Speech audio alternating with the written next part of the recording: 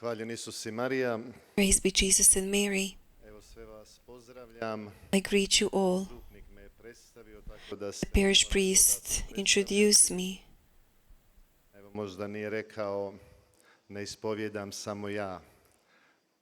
Nas je u kući. He didn't say that I'm not the only one who doesn't confess. There are 14 priests here. We're all in charge for the entire pastoral here in Medjugorje, which includes confessions.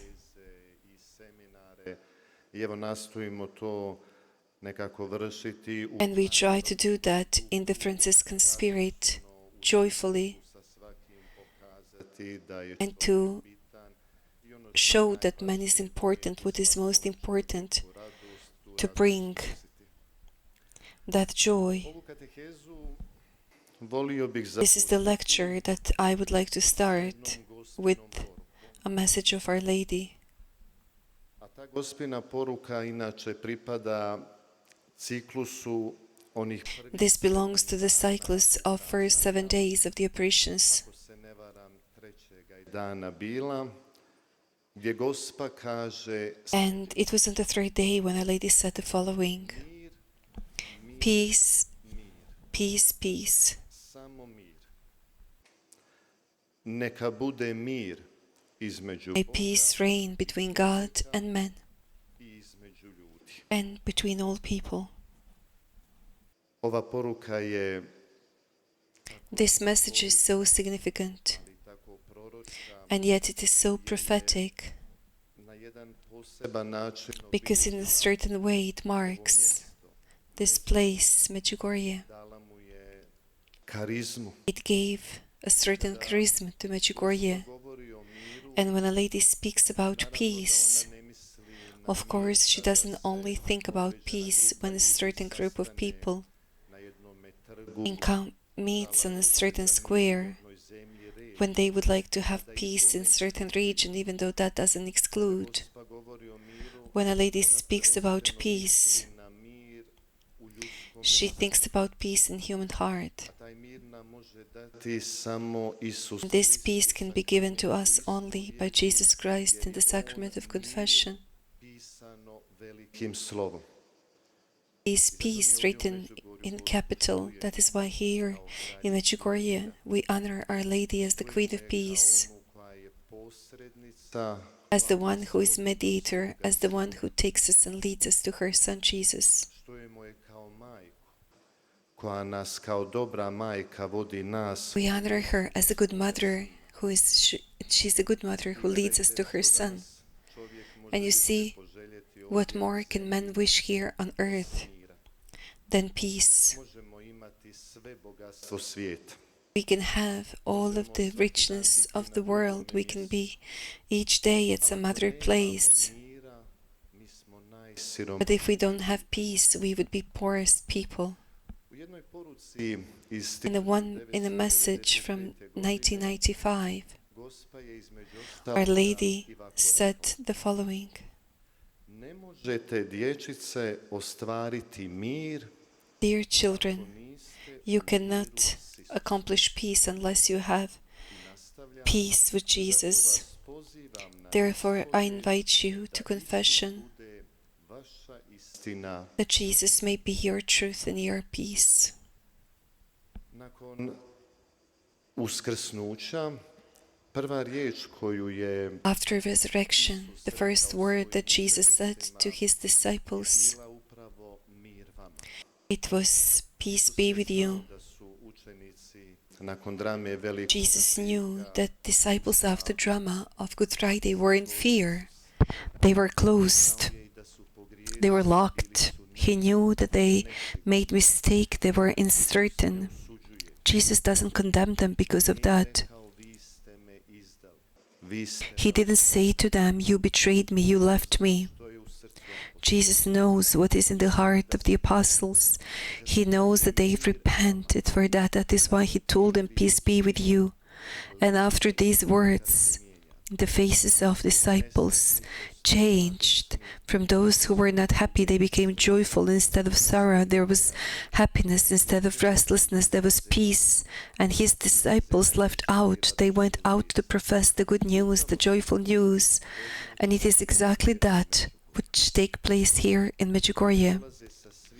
People come from all over to seek for peace, peace in the confession. They come burdened. They were unhappy. And after the encounter with Christ in confession, everything changes. Life, joy restores to people. Some would say that Medjugorje is confessional of the whole world, because here you could see there are confessions in various languages that take place. And yet the confessional of the world, it is confessional because here in Medjugorje we understand confession very seriously. We take it very seriously. Here, confession is a sacrament that is very important for a Christian life. Because we know what happens in the sacrament of confession. God sees man. God sees how man is wounded. He sees his sin. But God also sees that there is a deep desire. There is a longing to change his life. God sees the good in man. Before we start saying something about the sacrament of confession and what makes the sacrament of confession, it is essential to say something about the sin, something about the experience of being wounded and hurt by sin, or about the experience of being really taken by the sin, because sin is what happens before the sacrament of confession. Where that is not happening, we cannot speak about the sacrament of confession. The experience is, I did something bad. What I did, it's not good. I need to confess that. But what happens is a life truth. We need to become aware of importance of certain things only when we lose them. What does that mean?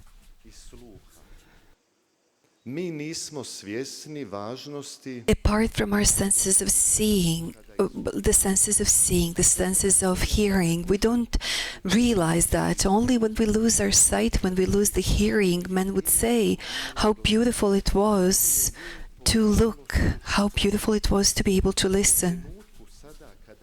In the moment when we see and when we listen, we're not aware of that gift. Also, the gift of life, we're not aware of that.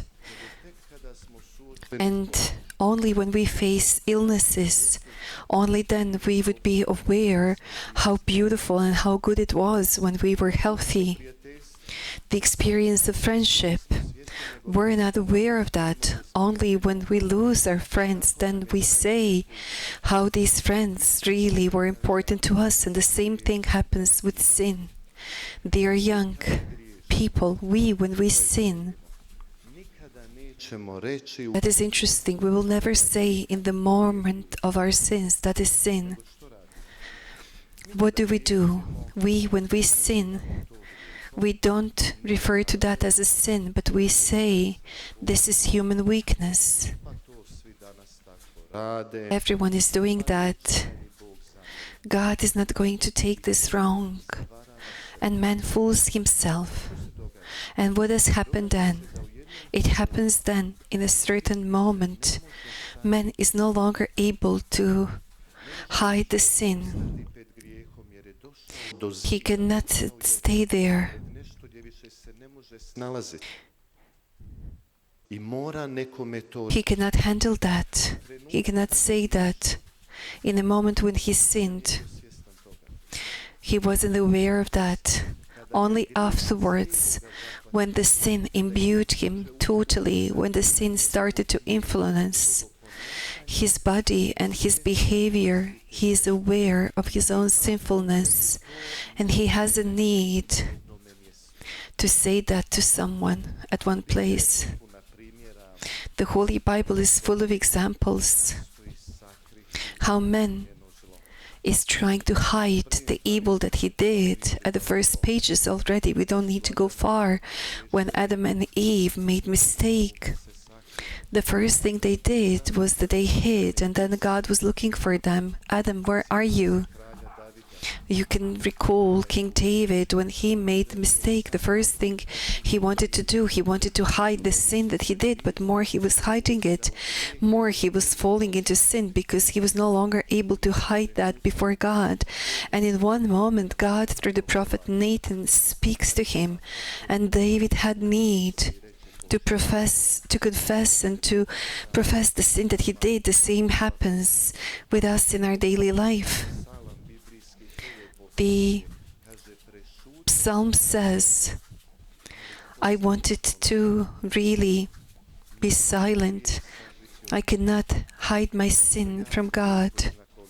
That is very significant. But only God can forgive this to me in the sacrament of confession. Now we will look at the Testament, at the images from the New Testament, how Jesus speaks about the sacrament of confession. What is interesting is that in the New Testament, Jesus, when he spoke about the sin, when he spoke about being wounded by sin, and also about the need of reconciliation, he uses these images of being lost and of being found. One of the most beautiful images and parables that describes to us what happens in the confession is a very famous parable about lost and found son, where in the image of the lost son, we all recognize ourselves when we make mistake, when we wander away, when we go away from the family communion, how we become insecure, we're unhappy, we're not satisfied, and then what happens in one moment is that we're no longer able to live like that. And then we go back into the communion. Our Heavenly Father who loves us, He forgives us sins, He clothes us with the white garments, and then they said it was a feast. This is what happens in the sacrament of confession. When we make mistake, we are lost. When we sin, we are lost. Just like this prodigal son was lost, when we make mistake, we are alone. We're not with our family, we're not with our community. But in the confession, we go back to our communion. In the confession, what always is included on us is the white garments, and then the Eucharist follows. The other image from the Holy Bible, it is in the Gospel of John.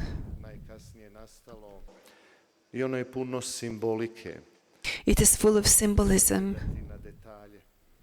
That is why we need to look at the details.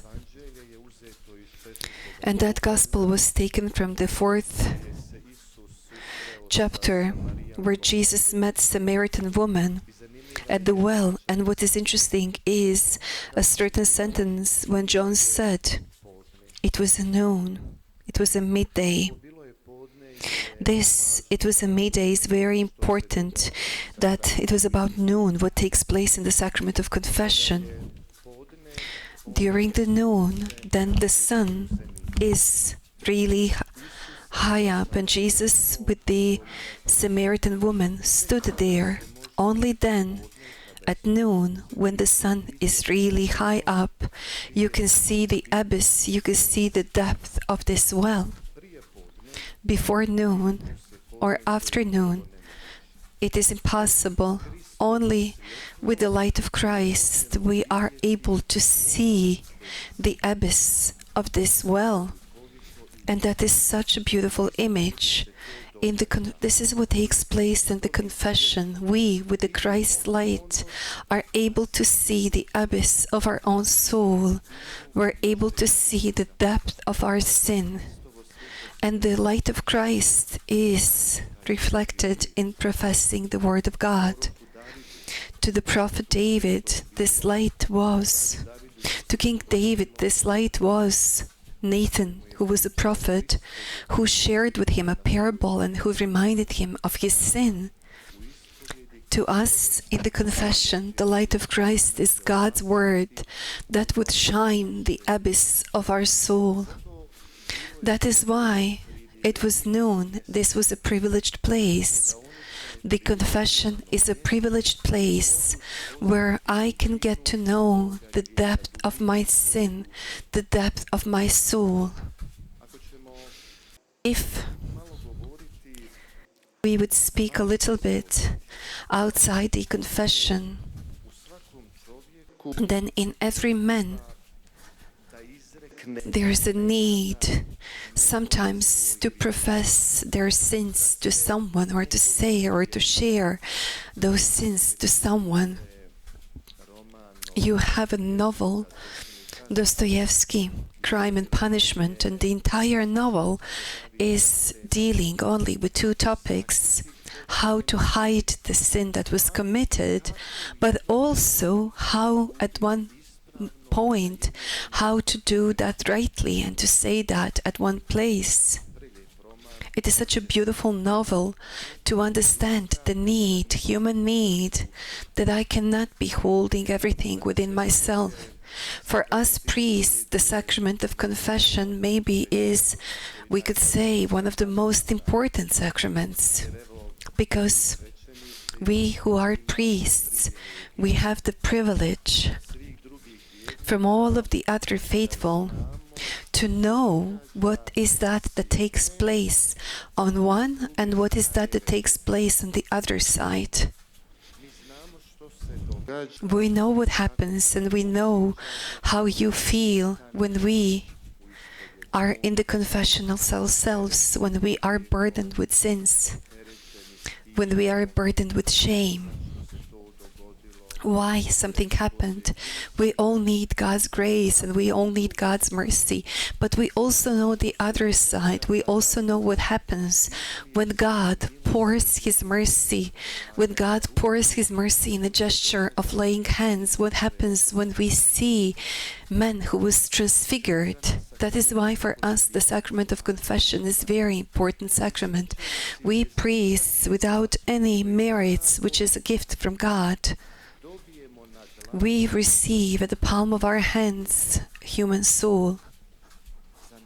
Imagine that on the palm you receive human soul. This is a very important sacrament.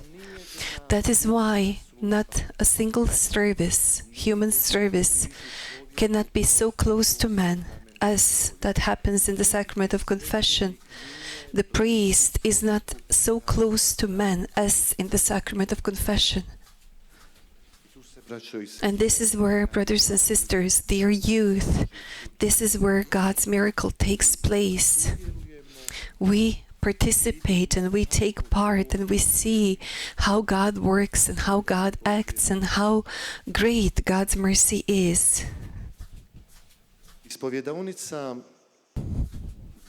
The confessional is an unusual place. You, when you come to Medjugorje, the first thing that you see on the altar are confessionals on the right-hand side, where Croatians are confessing, and then the other pilgrims on the other hand side. And we say that the confession is an unusual place because it is the only place where I can say everything. absolutely everything, and what I say in the confessional becomes forgotten, becomes deleted, becomes forgiven. Not nowhere on the globe you can find some other place where something would be forgotten and something would be forgiven and something would be deleted like it happens here in the confessionals. That is why confessionals are a privileged place. Those are places where we encounter God through the experience of sins. Imagine, I acknowledge my sin so I would meet God and encounter God. In the same way, confessionals are places where I am protected. I am really protected, and nobody knows what happens inside this confessional. Nobody should know. Confessional is protecting me from the gazes of other people. Confessional is protecting me from curiosity of others. In the same way, confessional is protecting me in a certain way from God through the priests. Through the experience of sins and their own sinfulness. I cannot be standing in front of something that is holy. It is impossible. You recall Peter when he met Jesus while he was fishing. What did Peter say? Go away from me, for I am a sinful person. Man, with the experience of his own sinfulness, is not able to stand before God. That is why the priest is there. So in a certain way, the priest would protect me from God and hide me from God. But also, I'm unknown before the priest. And yet, this hidden place, this protection, is enabling me to be opened completely to God's grace. It is an unusual place, because in the confession, you will experience very often what I say to you, I never shared that with anyone. But now I have need to say that.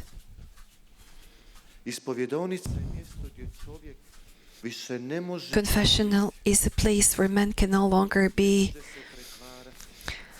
protecting, because God would really reveal us. That is why in the confessional man comes the way he is, burdened and hurt with sin, but he is in need of God's vicinity. What is interesting here for Medjugorje is big lines. Maybe somebody is annoyed by that and he needs to be waiting, and he's wondering when he would come. But it is good to be able to stand and to acknowledge that we are sinful. Imagine who is there in these lines. Both parents, maybe his child too. Professor and a student. Maybe the owner of a certain company is there, and maybe just a simple worker is there. Maybe a priest is there who is confessing, but who also needs confession himself. We all publicly acknowledge we are sinful. We need God's mercy. We need God's grace. And that humbles every man, that opens him to God's mercy. That is why it is so beautiful to be in the line of sinners and publicly to acknowledge, not to speak sins to others, but just to say, yes, I'm a sinner, I need God's mercy. If one can see this ecclesiastical dimension of the sacrament of the confession, it is really when you are waiting in a line, and it is so beautiful to be able to stand in a line. What is also important with the sacrament of confession, to say that the sacrament of confession is professed and celebrated. It is important to really know that this is the sacrament if anyone, then we priests who are confessing, we need to be attentive about the sacrament, sacramental part of the sacrament. We cannot ignore and perceive the sacrament just like that the sacrament of confession turns into the spiritual conversation or into some sort of therapy, some sort of analysis. All of that is good for our spiritual Christian life, but this is not the sacrament, and that is why I would like now to say and to share some directions how to improve the celebration of the sacrament of confession when it comes to us priests and when it comes to you who are coming to confession. The first thing is that in the sacrament of confession we profess the Word of God. When we celebrate the sacrament of baptism, then we have God's Word professed, first reading, then the Gospel. When we have the sacrament of confirmation, we also have God's Word professed. When we have the sacrament of marriage, we also profess the Word of God. In the sacrament of confession, unfortunately, this is reduced. Maybe there's a lack of understanding. Maybe we don't understand this and we want to speed this up. But before the confession, the priest is supposed to encourage the penitent with his words that this is the sacrament. You can say that in the words, "May the Lord be in your heart and in your soul, that you may profess your sins." Or maybe just to recite the psalm, "Have mercy on me, O God, be merciful to me, God."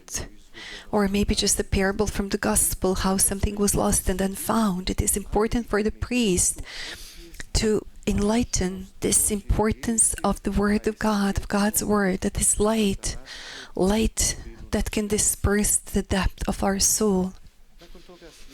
What follows afterwards is acknowledging our sins. And very often in confession we experience that maybe that there are not some sort of sins. People, faithful, come to confession in desire to encounter with the priest, to meet the priest, maybe to share certain problems, feelings with him. And this is all something that you can understand, this is needed, but that is not confession. That is why it needs to be detached from the spiritual conversation.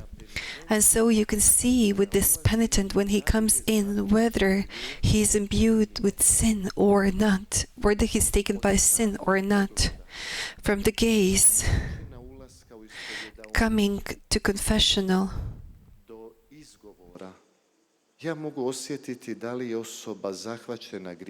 I can feel whether a person is imbued with sin or not. If there is no shame, if the person doesn't feel ashamed, then this person is not imbued with sin. Doesn't have that experience. Don't take me wrong. It is good when we are ashamed, when we are uncomfortable. Human need is seen, how sin changed that person. Also, when it comes to priest and the confession, when somebody is confessing, he should not be detective, he should not be questioning. I'm not here like an FBI detective or certain agent that I should be questioning now. We, priests in the confessional, we are there to be God's ear that listens, God's ear that will encourage every penitent to the situation about sinfulness, that would give him a certain advice how to be protected from sins. The priest in the confessional is not psychologist. He is not psychotherapist either. And confession is not a psychotherapy, even though it can be It can have spiritual positive impacts. It is a sacrament. But also when it comes to celebrating confession, after acknowledging our sins, we need to allow the power of the sacrament to work in us. And the power of the sacrament is in gesture. When a priest lays one or the other hand, very often I was able to see, I wouldn't say anything, I wouldn't give any advice. After I heard the sins, I would give penance. And when I placed hands and when I said a prayer of absolution, you can see a change in this person. Something that was sad becomes joyful, restlessness is gone, and the peace is coming. That is how Christ works, not me. That is the power of the sacrament. Also, after the confession ends, it would be good if we give praise to God, if we give Him, if we thank Him. That can be covered with psalm words. Praise God because He is good. His love is eternal. There is a lack of understanding also. Lack of understanding that part. Very often we can see that in the end of confession, a priest hugs a penitent or maybe kisses him. This is not something that was written. I don't see a single reason apart from human need of being good to the penitent, and one can understand that, but that doesn't belong to the celebration of confession. This is what you can do after the spiritual conversation. You can approach this person in that way, give maybe compassion to that person, but the sacrament needs to be left to work in the power of the sacrament. I, as a priest, I cannot improvise.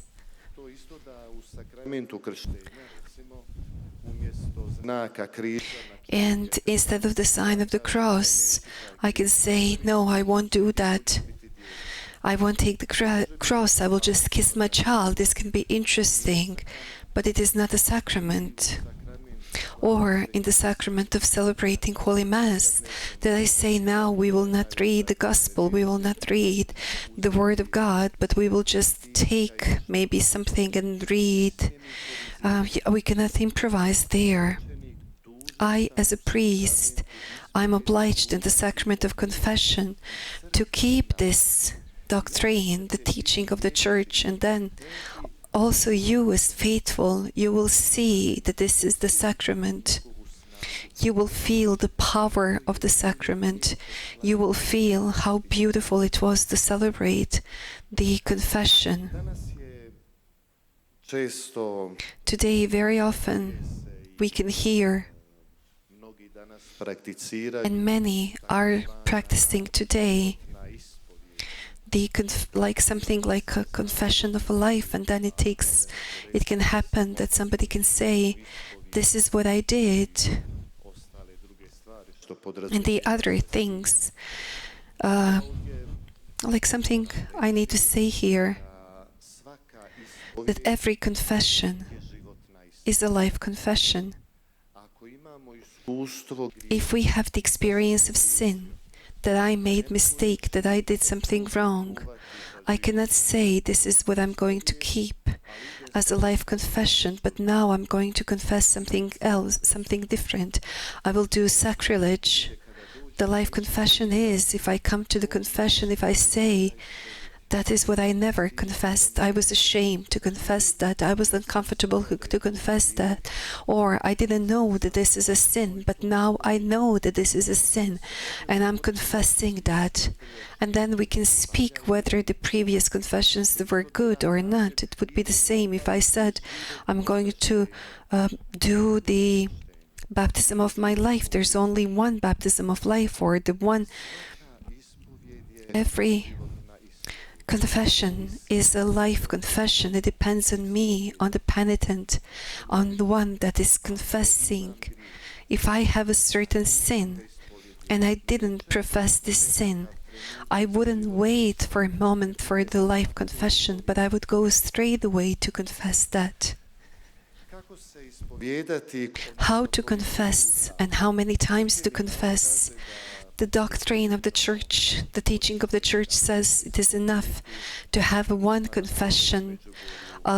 Here Our Lady in Medjugorje is inviting us to monthly confession also, but it would be the best time for the confession would be when man is burdened with sins. And I remember when I was teaching religious classes in the school, and we spoke about sacrament. And I wanted to activate children a little bit.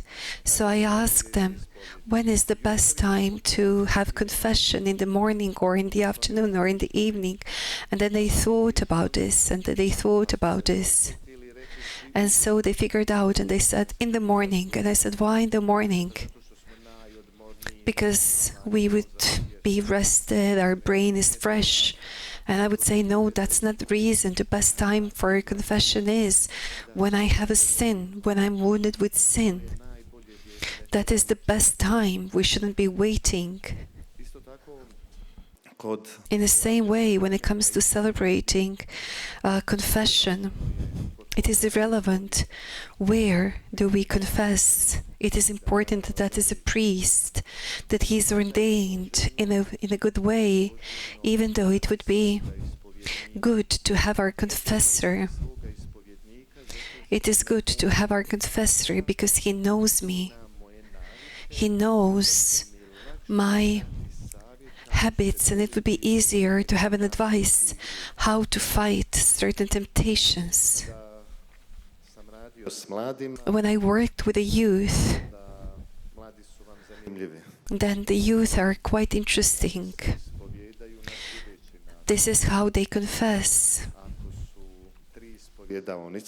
If we have 3 confessionals, and maybe sometimes in the first one I would be there, then they would be in my line, and then they would be thinking, okay, this is Father Jure, I know him, he's leading me, I cannot say this to him, what is he going to think about me? And then they go to the other line. In the other line, then you have the parish priest, Father Zvonimir, and then they think, okay, this is a parish priest, he knows my family, he's very strict.